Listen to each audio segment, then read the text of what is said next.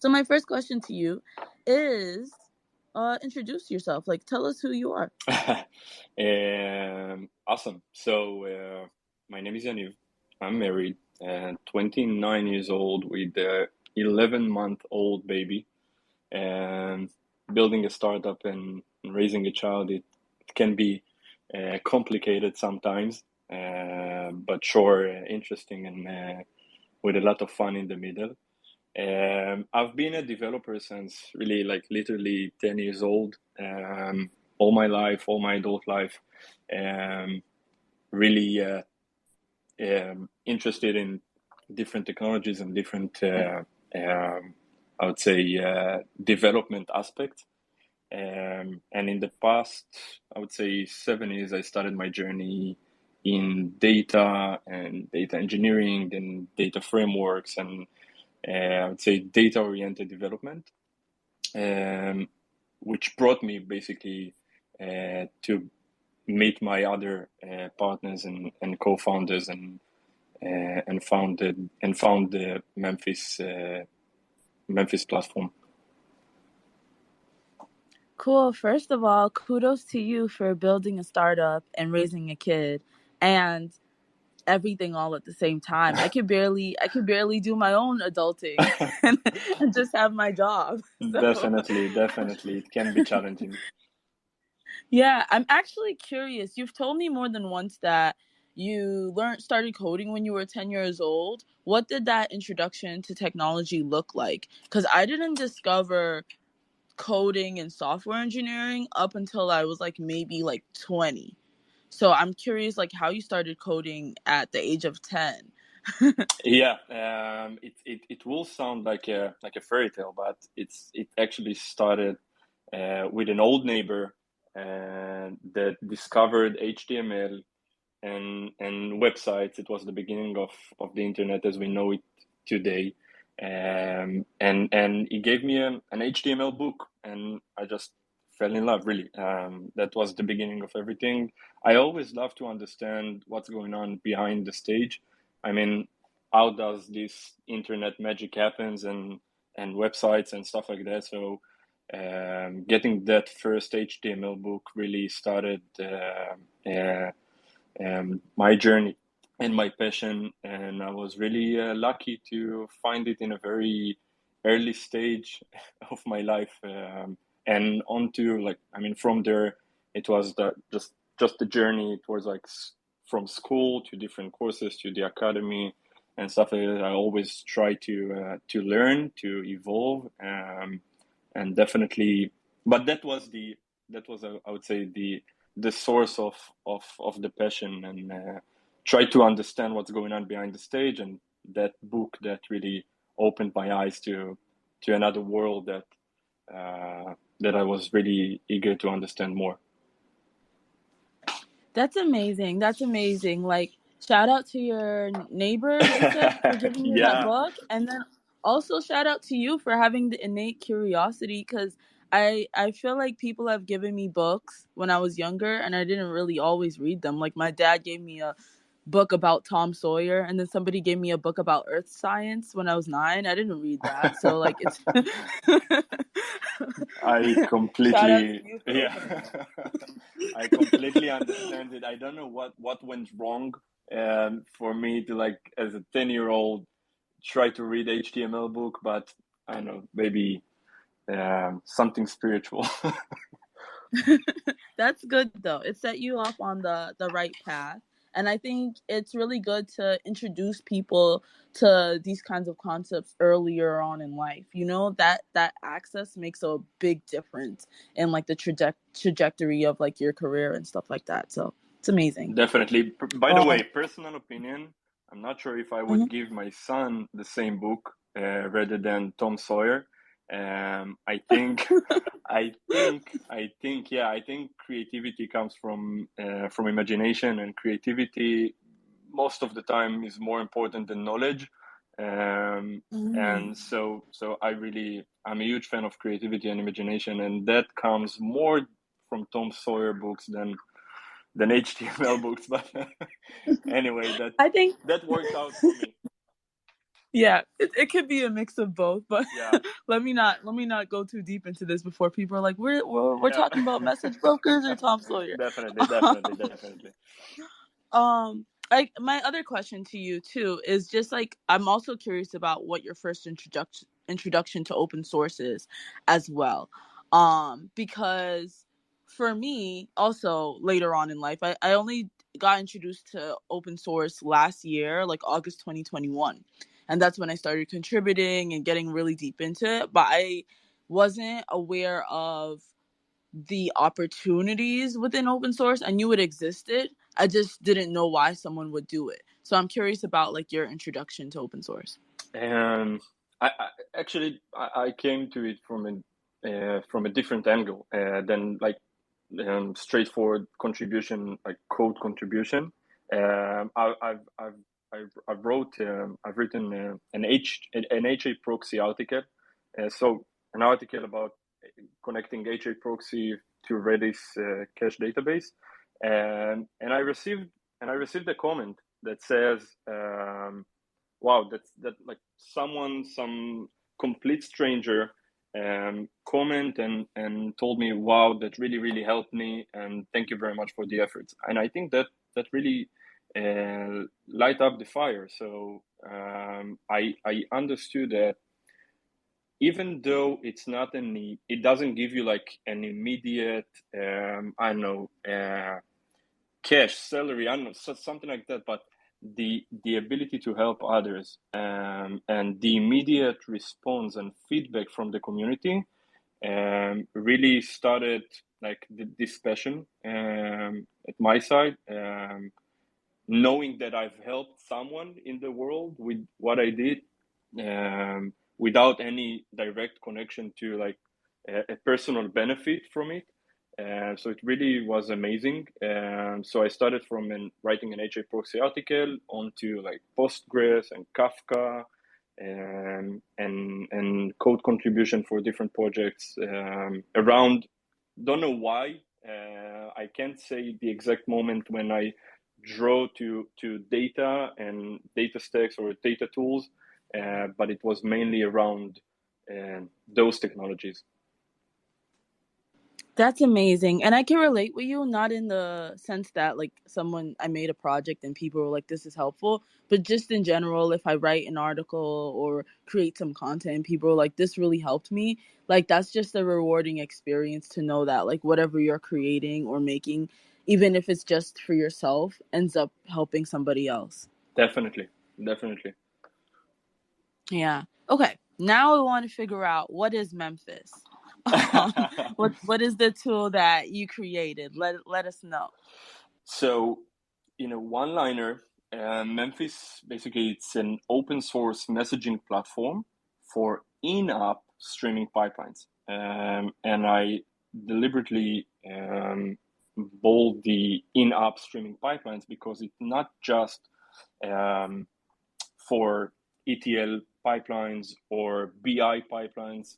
We are mainly focusing on bringing streaming abilities to in-app use cases. So not just an ETL platform that sits on some cloud and let you connect different applications to different sources, but actually a message broker that puts inside all the benefits of the different ETL platforms, and allow you to integrate its power into your application. So that's more than one line, but that's basically Memphis.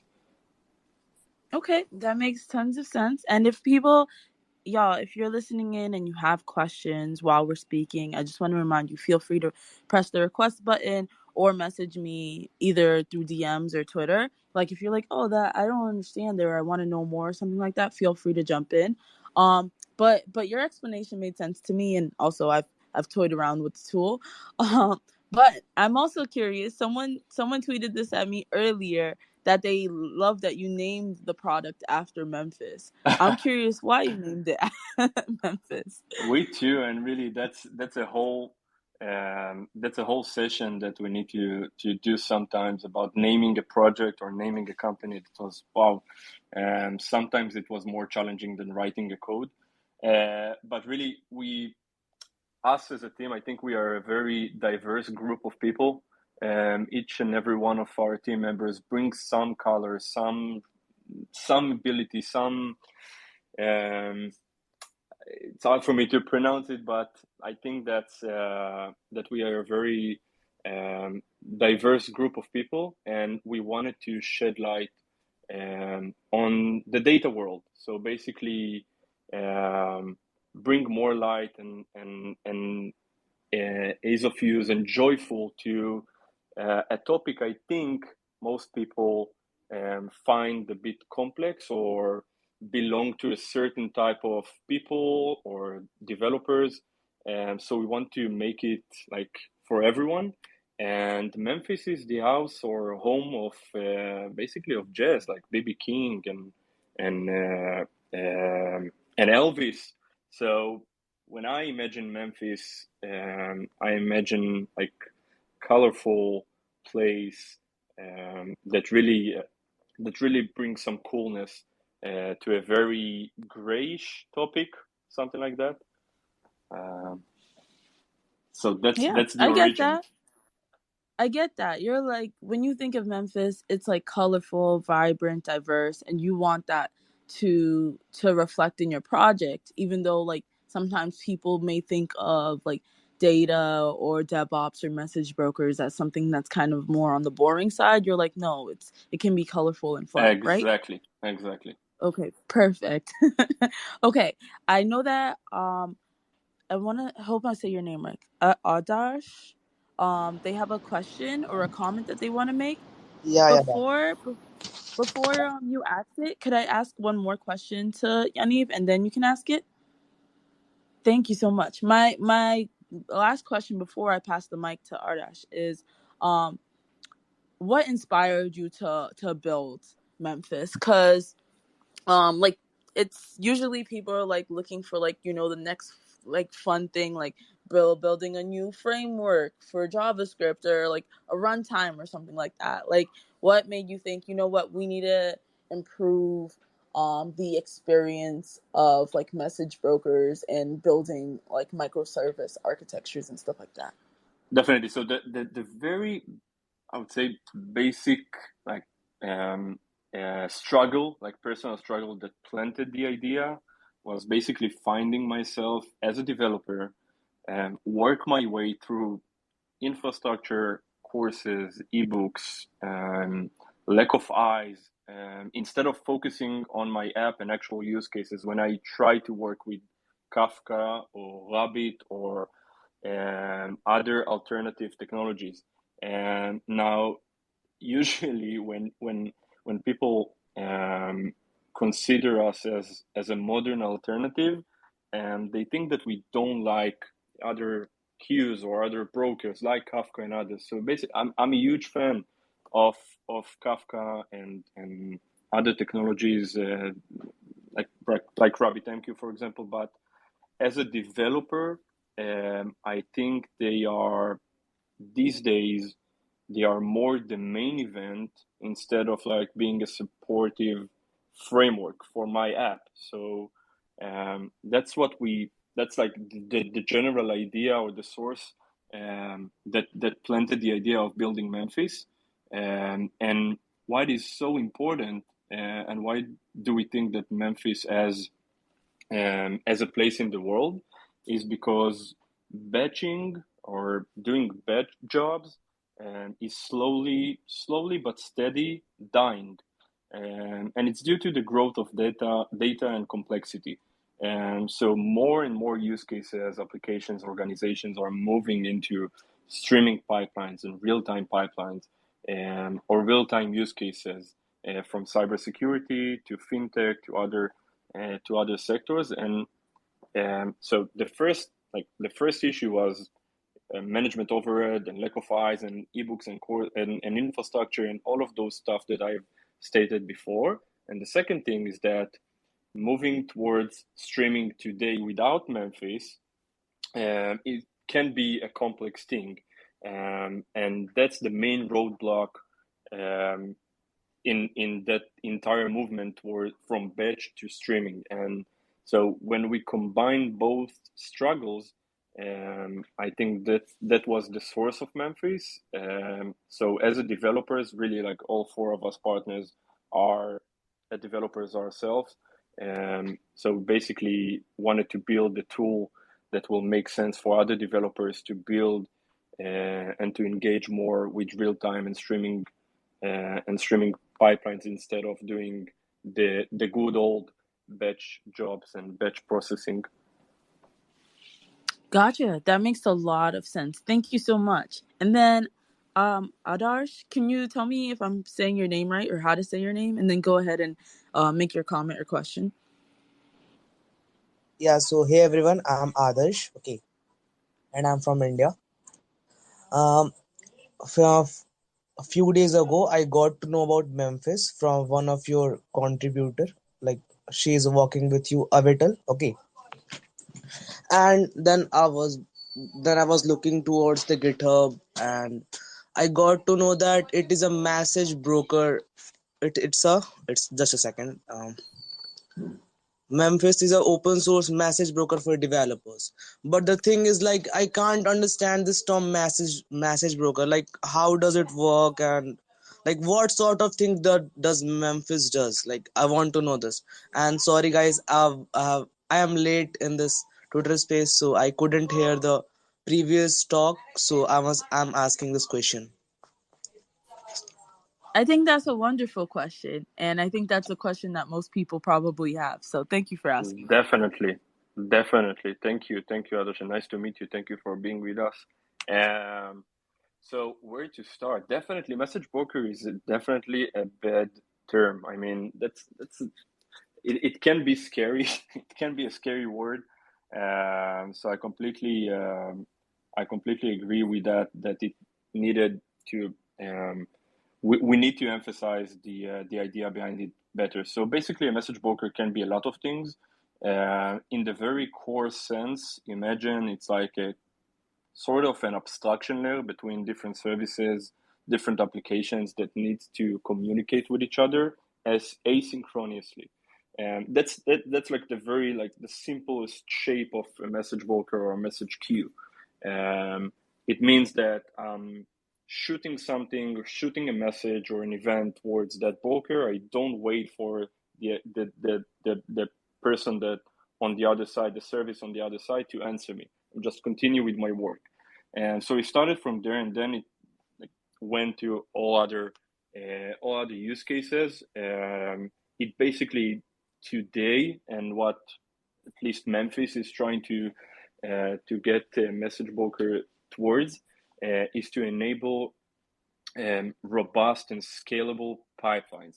And what does it mean? We are going, like, I mean, most of the modern use cases or modern application built using microservices, and microservices needs to communicate with each other and to perform different tasks. But what happens if a piece of data going into a certain message broker, and all of a sudden that microservice for some reason gets crashed or something? What happened to the data that was like that was tried to being processed on that service? And so a message broker really in that manner allows us to also checkpoint the data before it gets to the service that needs to process it along the pipeline's way or along the different stages of the pipeline. And it also allows us to implement end-to-end patterns. So, for example, if you have a data producer, someone that needs to notify multiple consumers, so multiple services.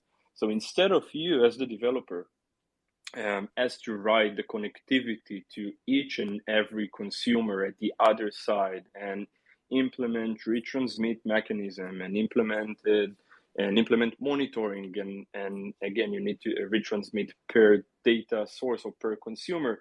Basically all your producer or all your service needs to do is just shoot the message to the message broker, and then the message broker will deliver it to the different consumers or destinations at the other side, making sure that they will receive it in some point. So that's some of the use cases. I hope that I was managed to answer the question. Yeah, absolutely. So basically, it manages the data transferring between microservices and protects it from getting corrupt, right? Exactly. Okay, thank you so much. That's what I wanted Definitely. to Thank know. you. And does Sure. it work on CI/CD pipelines? In what manner? Uh, like um, like in automation stuff or something? So you might say there are some use cases. Actually, recently we see more and more of them in Memphis users as well, like getting different events and trigger CI/CD pipelines in Argo CD or Jenkins pipeline, because triggered by those events. So different cloud events gets created and triggered some pipelines in your CI/CD tool. We see more and more of that, and also there is the entire world of data ops, which is a giant topic of itself. But data ops on one leg is basically taking CI/CD benefits or what we love in CI/CD of like creating deployments and build automatically, and putting it in the pipeline world, if we can say something like that. So those are the two things that come out to my mind when speaking about brokers and CI/CDs. Okay, thank you so much, Yaniv, for solving my questions. Thank you, Adar. Thank you for being with us. Yeah, and actually, I'm also trying to contribute to Memphis.py. So yeah, that's the thing. Like I was just checking the whole code base and all. Awesome. Thank you very much. That's Ooh, amazing. yeah, you asked some really, really great questions. Thank you for that. I love that you were also brave enough because I don't know. Sometimes I get scared in a Twitter space to go up and ask stuff. So thank you. Oh, Um, definitely. Myself as well. um, so following off of that, um, actually, I think I want to ask. I'm going to skip a couple of the questions and go back to them after. But I want to ask how people could contribute to Memphis if they were interested in contributing. So I mean that's a constant. That's a We constantly try to make the experience of contribution super easy. Definitely for new developers that starting their way in the open source and contribution especially. We formed up uh, fairly easy. I try to be neutral as possible, but I think it's fairly easy in our documentations. Like it's literally says how to contribute, and then we basically separated the contribution guidelines based on your persona. So if you're a front end, you can help us in the UI. If you're a backend, you can help us in the broker itself, or in the CLI, or in the different components of Memphis. There are also the SDKs, and yeah, definitely there are many paths to contribute, and the first place to start with would be the how to contribute guide in the documentations. Awesome, perfect. Yes, that's usually what people say to contribute is check out their contributing guidelines that are on their website or within the repository. I know within your website is where the most up to date documentation is, and I do like Yeah, how you have it separated by like if you want to contribute to the UI versus the backend versus the CLI. we mainly like everything we do, literally everything we do, is, I mean, we're building like the basic version of feature of documentation of something, and then like we immediately go into cycles of upgrades based on what our community says, or the users, or the feedback. There is no small feedback or small comment. Everything matters to us, and we do our best to fulfill the request. So that was like one of the first thing that people that users actually told us, that it's a bit hard to onboard and to start contribute to Memphis. So we really break our heads like in doing it like the easiest process ever. And if it's still complex or it's still complicated, please tell us, and we will try to do some more adjustments based on your feedback. Awesome. Love that you're open to feedback. Okay, back to Memphis, or back to like message brokers and stuff like that. I think you touched on this a little bit. And I know you're not like saying that Memphis is better than the other message brokers out there, and that you are a supporter of all the other message brokers as well. But what differentiates Memphis from other message brokers such as like Kafka or RabbitMQ and stuff like that? Definitely. So, by the way, just for that statement, I have to say, Rizal, that we are doing our best in the coming releases to actually complement other brokers. So basically, we are going after like your Kafka runs better with Memphis. So definitely, it's in our roadmap to not just like live alone, but actually live near Kafka and other brokers, and do our best to complement them and enrich their like users' experience around existing brokers like SQS or GCP PubSub or Kafka.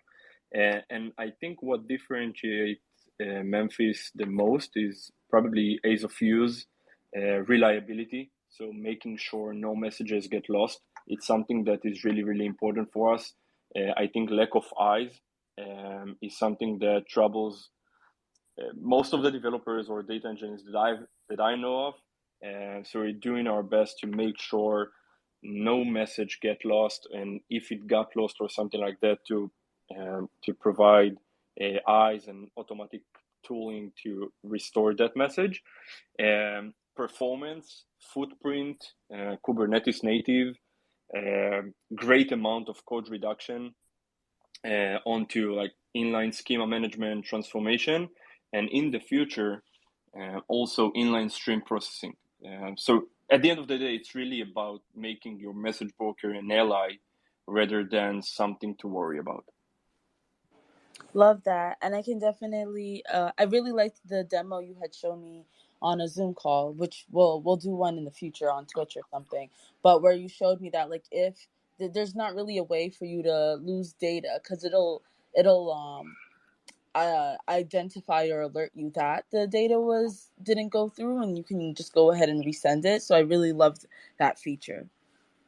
Definitely, and I would say a recent conversation that I had with one of our users. It's like right in the middle of the conversation, he used RabbitMQ before Memphis, and like right in the middle of our conversation, he started to receive like a huge lag, like thousands of messages going into its deal queue, which surprisingly he configured it before.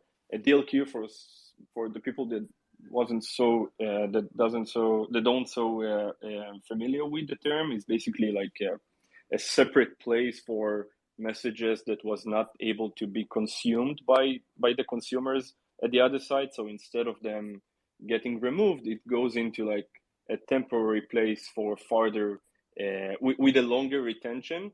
So when the developers on the other side will fix the issue at the consumer side, they would be able to reconsume the messages or retransmit the messages. But what happened is that he needed to go into the code itself to reconnect the entire application or service to the deal queue to consume the messages, get crashed again, try to understand try to understand what happened and what's going on, retransmit the message again. After it fixed the issue, it needed to connect to the source queue and get things back on.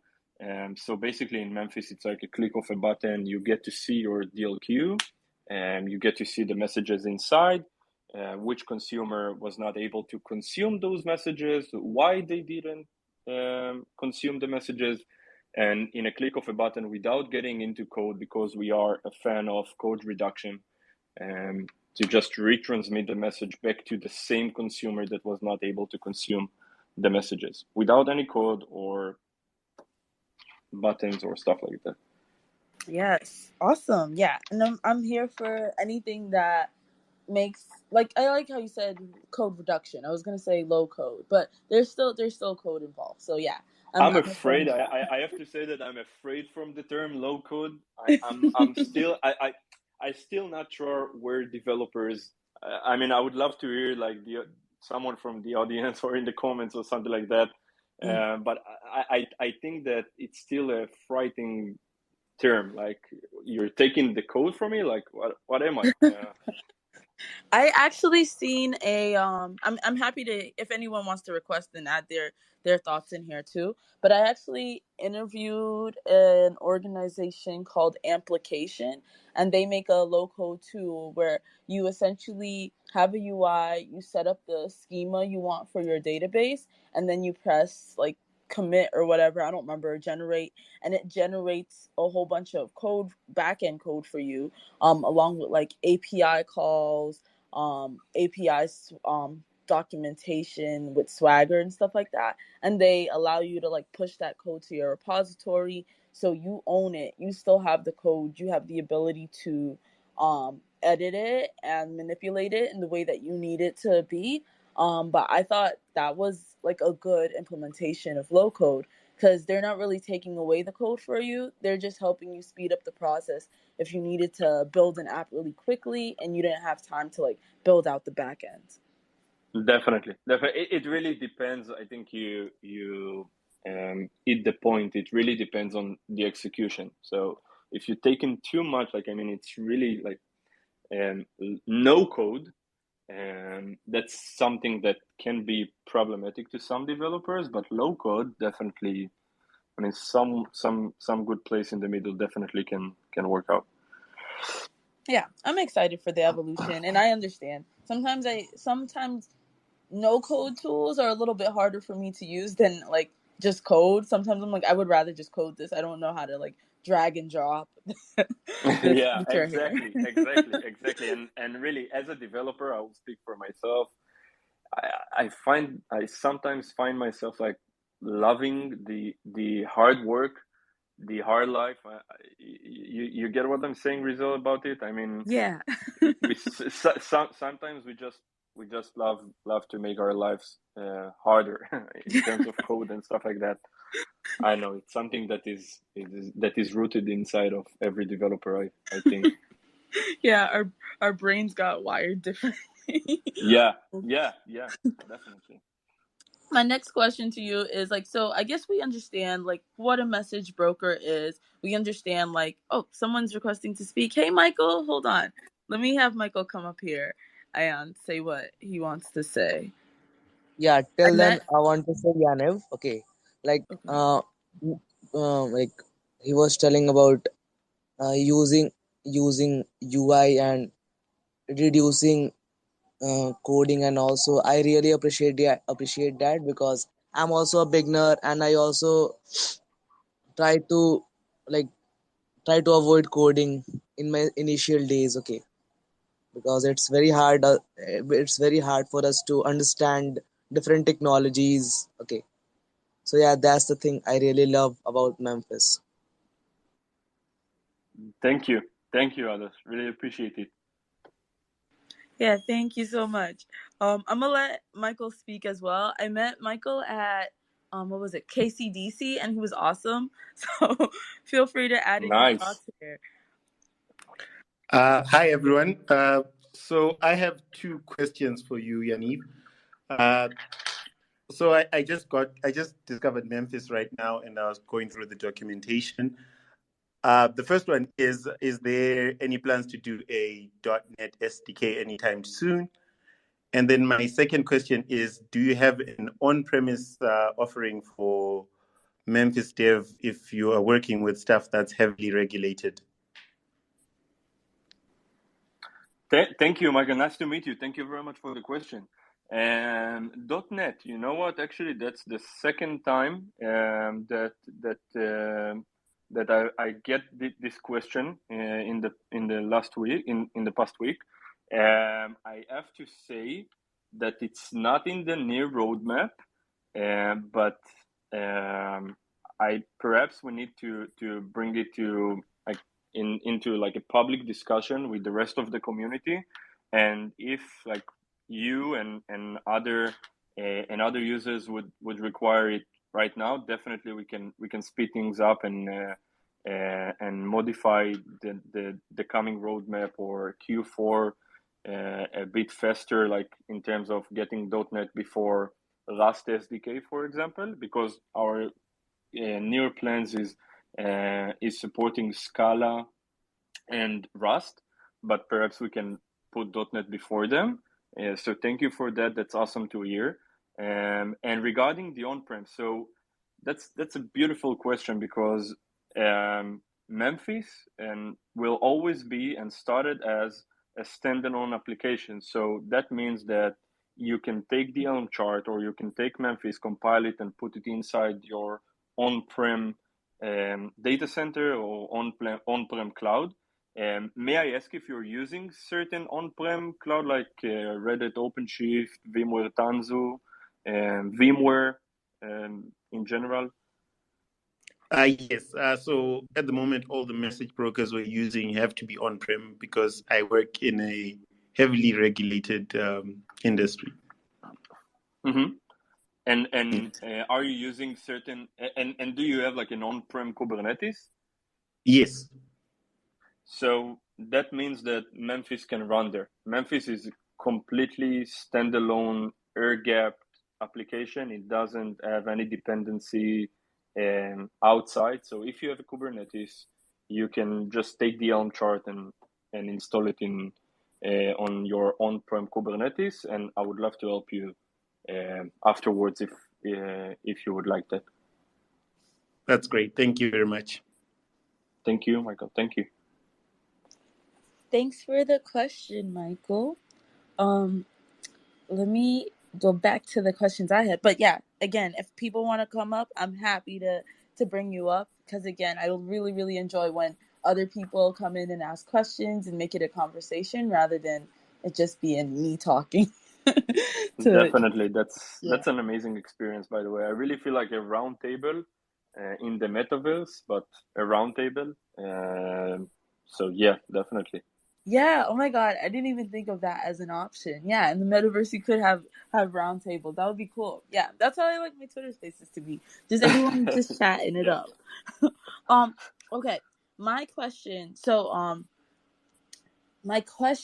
to you was around, this is not necessarily around message brokers, but more about microservice architectures. I'm not sure if this is a hard question for you, but do you have any advice for folks who are deciding between building a microservice architecture versus a monolith application? Oh, wow! I've written an entire article, like 4,000 words about it, of why you should never start with a monolith, especially around data-driven application. And I will give it a short brief. So basically, me and my three friends and co-founders of Memphis. Before Memphis, we've built an AI open source project, like completely open source. We didn't aim for commercializing or something like that. So completely open source AI AI project that basically analyzed the conversations or the marginal conversations in Twitter. And it was an amazing application that really shows you the different conversations of different people around the world inside Twitter. And when we show that to other people, to the community, the first thing that they say was that they needed to be connected to other sources like Facebook, like YouTube, like other social networks, because the conversations is not just in Twitter, but it happens also in other social networks. And then we realized the mistake that we did. So basically, creating a monolith can take you really, really fast to market, to proof of concept, to whenever like the starting point of showing your project and start doing some stuff. But scaling it is nearly impossible. And refactoring the entire project to microservices, that can take, literally years or at least months.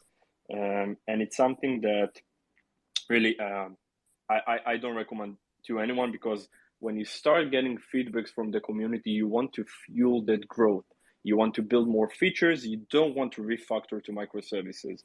So I would say the learning curve, the architecture, the complexity is a bit harder than developing a monolith, but definitely worth your time, and definitely use a broker in the middle to enable that dynamicity and elasticity that you need when it comes to a data driven application or microservices application. That was really great. I was trying to find the article that you wrote around deciding between the microservice and monolith. I couldn't find it, but I did find one that you wrote about why you may need a message broker. So if people That's the know, exactly, that's yeah, the one. that's it. Mm-hmm. Oh, perfect. Okay, cool. So that's the one. I wasn't sure. Yeah, or so if Yeah, people want to read deeper into that, I did pin it, and I do have it added to the Twitter thread once the Twitter space ends. If you're interested in that. please do, please read it, because really it was devastating to to get to the understanding that really like the project was asked to be like rebuilt from the beginning, from the foundations, and many talented organizations are facing that issue. They reach to a certain point where they can no longer scale that, like that architecture, and that's a huge struggle. Yeah, yeah, and I can in a startup that I worked at, it did start off as a monolith because it was like a hackathon project that was kind of just hacked together, and then they won a bunch of money and like they started a company, and it was chaotic, and we ended up splitting it into a microservice architecture. But like you're explaining, it was partially we could have been using that time to be like adding more features or fixing bugs and stuff like that, but then we had to take a Exactly. step back and like yeah. So thank you for sharing that. Definitely. Let me see. Also, y'all, there's about 15 minutes left to this Twitter space. So if you have any like burning questions or comments that you want to bring up, feel free to come up on the stage. I know there's not that many of you, or feel free to tweet me if you're a little nervous to speak in front of everybody. My other question to you is, actually, I'm curious. I know that message brokers are sending data back and forth to applications, but why do you consider this a data tool more than a DevOps tool? That's a good question. I mean, in most cases, the requirement for a message broker will arise from the developers side or data engineers, and the people that usually will take the lead on implementing it would be the DevOps engineers. But the actual users that will understand the need would be developers. So I would say that at least after being installed, yes, it becomes the concern of both DevOps, developers, data engineers, basically everyone. It's like a nerve system of the modern organization.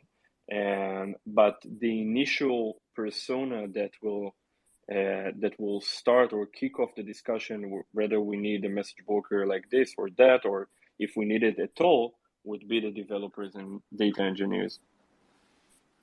Thank you. That makes a lot of sense. That was just a personal question I had that I just didn't have enough context around, so that makes a lot of sense to me. Thank you. Awesome. I guess this is my last technical question, and then I'll switch over to a little bit more about open source. But could you clarify for anyone listening in, what's the difference between a message broker versus a message queue? It's definitely that's a question that at least once a day get questioned by at least one user. So I would say a message broker and a messaging queue, we still don't know which derive from which, but basically they implemented different patterns. So these days, like RabbitMQ took a lot of the use cases and patterns from Kafka and the other ways. So the boundaries are a little bit blurry these days, but in the very early days of both of them, a message broker in the very basic form of it, implement end-to-end communication. So many to many, while queues are more one-to-one communication pattern as well as ordering. So sometimes, for example, the financial system in general, ordering is something that is really, really important. We don't want two transactions of the same account will get to the same like processing or consumer that will process both of them or process one of them before the other one. So when ordering is something that is really, really important for your use case, most of the users or most of developers will go towards the queues. And when, for example, you have a sale, something that like an event that happened in your e-commerce site, for example, and you need to notify different different services in your infrastructure, like the CRM, ERP, perhaps shipping module, and I don't know, the BI for some reason. So for those use cases, for that use case, like many to many or one to many, you would want to use when ordering is not like the ordering is not have to be like atomic. You would want to use a broker which implements the solution better than the queues, for example, Rabbit. Awesome. Thank you so much. I hope that clarified. I don't know if people in the audience have that question, but I know, like you said, it's a common question. So I hope that clarified it for folks. Yeah. My next question to you, as we're nearing the end, is like, what made you want to open source this project? I'm always curious of why people decide to go with an open source business model for their projects. Definitely. So all four of us partners started our journey and career from open source. We always contribute to some projects, and it was really like the idea of open source, our product was really like in the beginning of thinking of Memphis. We thought ourselves that it has to be open source. That's the first thing. The second thing is that I think you get much more credibility from developers when they are able to touch and feel and see the internals of your project, understand how the code is written, how is it maintained, how often, in terms of commit and upgrades and other features that you get when your repository is basically open to all. And the third thing, and that one is what I love the most in open source, is the immediate feedback or immediate reaction when you put something in the out, to be available by everyone without like selling motions and selling cycles and stuff like that. We will be commercial and SaaS and managed version in some point, but open source will always be, I mean, our core will always be open source because we are community driven. The feedback of the community is really, really important for us. And I think that what will make us become a better company, a better team, a better product, being in collaboration with the community. And those are the features that you get when you open source your product. Awesome. I love that. Thank you for sharing that. And yeah, I think I'm seeing a lot more companies choose the open core because they're getting feedback from the open core model. They're getting feedback from the community, and they're able to like build a better product and stuff like that. So I love that. 7 more minutes. I'm trying to figure out. I wrote a bunch of questions, but I'm trying to figure out which ones I really want to ask. I guess, what are the challenges that you're facing as a maintainer?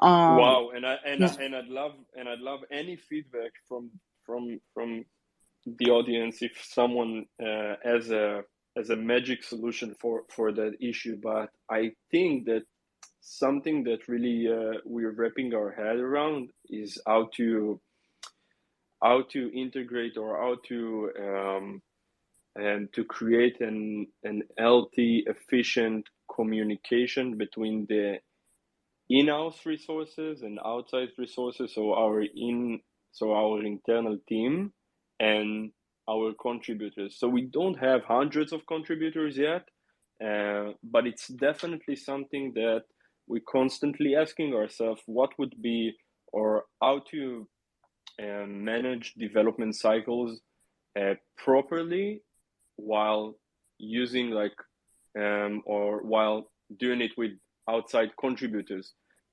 because at the end of the day, contributors doing their best, but they have their day job, they have other obligations, while you need to maintain and keep up with milestones and timeframes and stuff like that. So we still try to figuring out the perfect sauce of working with internal team and contributors in terms of ownership for tasks and stuff like that. But it's exciting, and we're doing our best. I mean, to adjust and constantly making the experience a better one. Yeah, that sounds like a fair challenge that I think probably a lot of open source projects have. Probably I should connect you with Brian Douglas. He used to be my manager at GitHub, and now he's working on his own company, his own open source company called Open Sauce. But so part of his Oh, I love their README. Oh, you love? Okay, so you're familiar. Yeah, like part of their project is like to help contributors, but then the other one that he's coming out with, that's I guess more on the paid business model side, is helping maintainers figure out how to manage the contributors they have and to understand the insights and stuff like that within their repo. So maybe that would be helpful to you. I don't know. Exactly, and they have an amazing project, and also like the entire I would say open source experience around it. I've played Yeah. it a bit, not too much, but I really loved their approach and the user experience as a wannabe contributor or a beginner contributor in their project. Definitely Yeah, great yeah. project. Yeah, me too. That was the first project I contributed to. So I also love the experience. Um, uh, we're nearing to the last 3 minutes. I guess I want to say, ooh, okay. Open source to me is it's rapidly evolving, and I'm curious, what do you envision for either the future, for the future of data and open source, or just open source in general? Like what do you hope to see open source become in the future, or what do you hope to see for data in the future, whichever one is easier for you? And I would go with data for this one. So I have a full vision of this one, but at the end of the day, we are going more and more towards streaming and real time, just because data is growing and becoming a lot larger and much more complex than it was before. And so I think we would see that movement getting a lot more attention in the coming years. And I think that helping that movement with other projects, with other open source tools, that can be huge, because many organizations are facing like a really challenging refactoring from bad jobs towards streaming, and any tool that can help that movement and that friction become much easier, that would be great. And also, there is an entire vision for data mesh, which I find it fascinating, and I recommend everyone to read about. So it's basically like producing or being able to provide data, like in-house data inside the organization, to any type of consumer, any type of persona, without any previous knowledge, and being able to ask questions, to ask our data questions, and not just SQL queries, but actual questions, you name it, but general questions and not technical ones. So getting towards that moment that we have like an abstraction layer on top of our entire organizational data, and being able to query or question it, I think that would be a huge thing. Yeah, that would be huge. I'm excited to see if that can happen in the upcoming years. That would be amazing. Definitely. All right. Definitely. It was really joyful. Thank you very much for this opportunity, Rizal. It was amazing. Oh, I'm glad. Yay. I'm glad you had a great time. I had a great time too. Your responses were really great and edifying, especially since I'm not super embedded into like the data engineering world and stuff like that. Like I'm very much more front end or a little bit of DevOps. So this was really helpful to my own learning. And I hope it was for other folks that are listening in. I wanted to give you a chance to promote or plug anything that you wanted to promote within this last minute. Contribute. I mean, not just from Memphis, but really choose your preferred open source project. If it would be Memphis, definitely we would love getting you to our community. We do our best to make it a warm and welcoming community. But in general, just like do community stuff, help other projects, and it will definitely get back to you and help you advance in your career and expertise. And that's it. I think. All right. Thank you. And y'all, yes, contribute to Memphis. Just a quick thank you again to Yaniv for coming on this Twitter space. I know he's in a completely different time zone than me, so it was a little bit later for him. So thank you so much for taking your time to speak with me. And then also thanks again, Ardash and Michael, for coming up and asking questions and making this more of a community vibe. Thank you very much, everyone. All right. Bye, y'all. Gonna end the space.